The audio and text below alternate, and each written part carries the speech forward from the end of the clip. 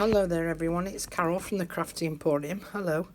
I'm standing up recording this part because I want to be able to show you this workstation, which is what I'm going to be doing the tutorial on. And the way that I normally have my phone set up, I wouldn't be able to show you properly. So this is the front of the workstation, and this is the back of the workstation, and there's another pocket going to go on here which is going to be part and parcel of the tutorial.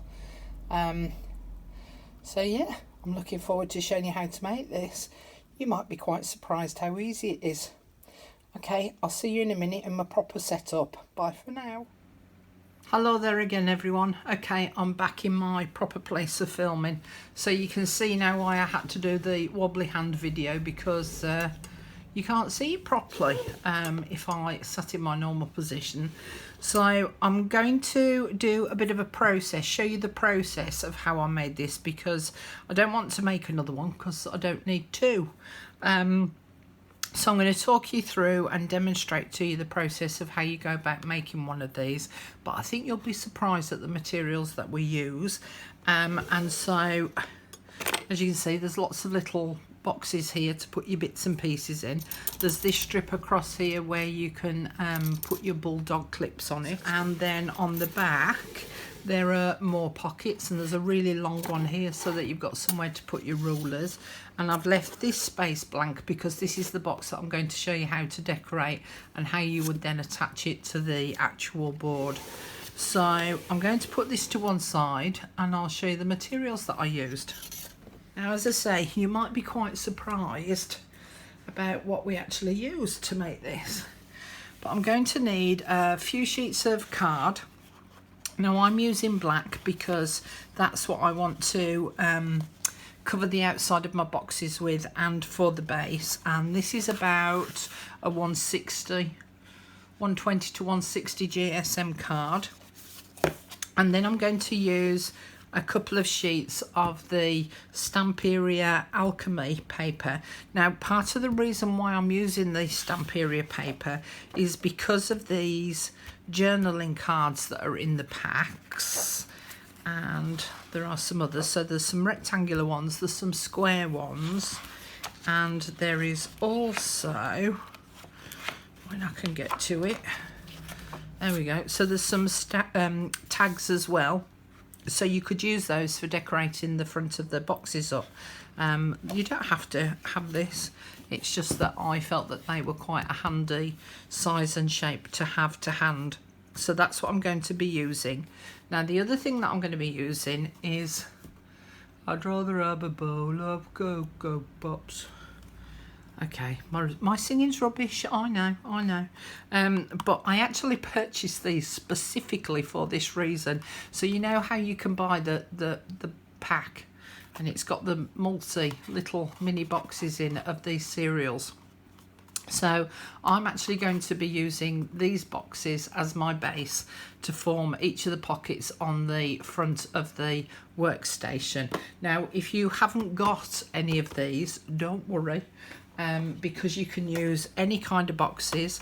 So these are some of my medication that I have to take. So if I pull the lid back, I've got a perfectly feasible box that I could use there. So have a good rummage round and see what you could actually use. But of course you can make your own boxes. I prefer to use these because at least I know that they're nice and sturdy. So there's those, and then this is what I used to actually make it. It's actually a file folder. It's a ring bound file holder thing, and as you can see I've decorated it previously and then gone and ripped it off. You just go and purchase one. I mean, they're only like, what, 50p to £1. Doesn't have to be in immaculate condition. You could get one from a charity store. So I'm actually going to cover this folder with some of the papers, so at least I can use the folder again, because as you can see it's a little bit on the tatty side. But that's all I've used to create the workstation, is a ring binder folder, and it doesn't matter whether it's 2 ring, 4 ring, because these don't come into play. Okay, so that's what we're going to be using. So the first thing that we're going to do is we're going to create the base for this workstation. Now I've got a black folder and I would normally do it in black card like I've done the original one, but I've already made one, as I've said already, and I don't want to make another. Plus the fact I feel that if I show you with the black card next to a black folder, you won't see what I'm doing. So I'm actually going to demonstrate using a piece of craft cardstock. All right, and get my scalpel out. And I'm going to use the whole sheet. So what I'm going to do is I'm going to score 1/2 inch away from the edge all the way down the long side. So for us in the UK, with using a sheet of A4, we're going to score at 7 3/4. Now obviously if you're using a different size, all you need to do is measure 1/2 inch in from this edge over here in, and then score it, because you need a 1/2 inch lip.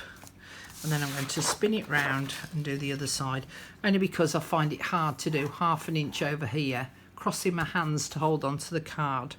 So I'd rather do it on this side. And that's that done.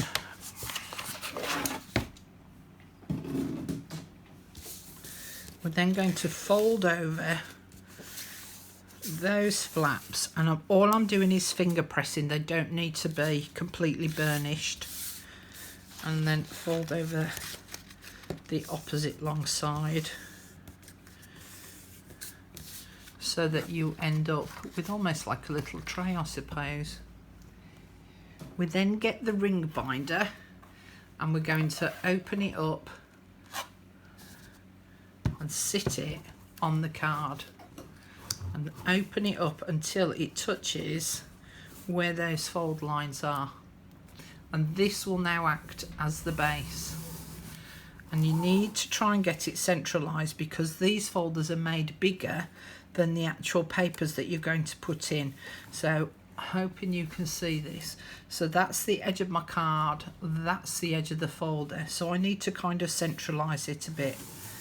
So I would then pull that flap down, put glue on it and stick it to that edge of the ring binder, and then I would do the same on this side, pull this flap down, put glue on it and then stick it to the base of the ring binder. So we've basically formed now an A-frame, and we now have a base for our folder, and that's the basic start of making our workstation.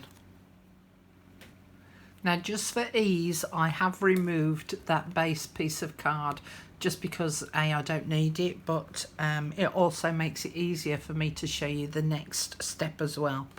So I need to cover this front part with my decorative paper, and this is the sheet that I've chosen as my background piece, and that will sit on that front cover. So I need to measure the width and the height, and I need to think about the direction of the pattern, so it needs to go this way on for this particular patterned paper.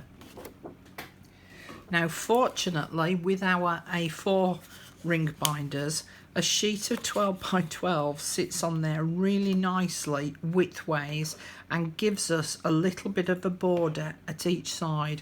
So I'm going to try and repeat this little border edge at the bottom and also at the top. So seeing as I know that that side already fits, then all I need to measure is the actual height. And the height of this ring binder to the, just wipe my ruler dry, I spilt my cup of tea earlier. So to this first crease mark here, because as you can see there's a little dimple in there where there's a little bit of a space, so I'm actually doing up to this top edge up here. So I'm going to measure to there, and the measurement for that is 9 7/8 inch deep. So I'm actually going to take 1/4 inch off the bottom and 1/4 inch off the top, so that's 1/2 inch. So I'm going to take 1/2 inch off that, which makes it 9 3/8 inch high. Right, so that's for me. You'll need to measure your own folder. So I'll get the paper trimmer out. So I know the width of my paper's fine. So the width is absolutely fine. It's the height that I need. And when I look at the paper, I want to be able to keep this mooning. So I'm going to cut this top edge off of here. So I'm going to spin my paper around that way. Slide my paper in and 9 3/8. 1, 2, 3. So I want it to there.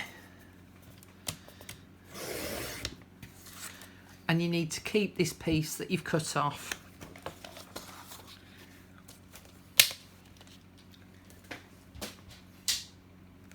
Now at this point, if you want to ink up the edges of your paper, then you can do. And then that will then be glued onto the front of the cover. Bearing in mind that at this bottom piece down here, where it actually opens, that is where that piece of card will be glued. Just bend it a little so you can see. So that piece of card will already be glued in place. And as I say, because I'm using a black folder, I would actually use black card and not the craft card. I'm only using the craft card so that you can see it.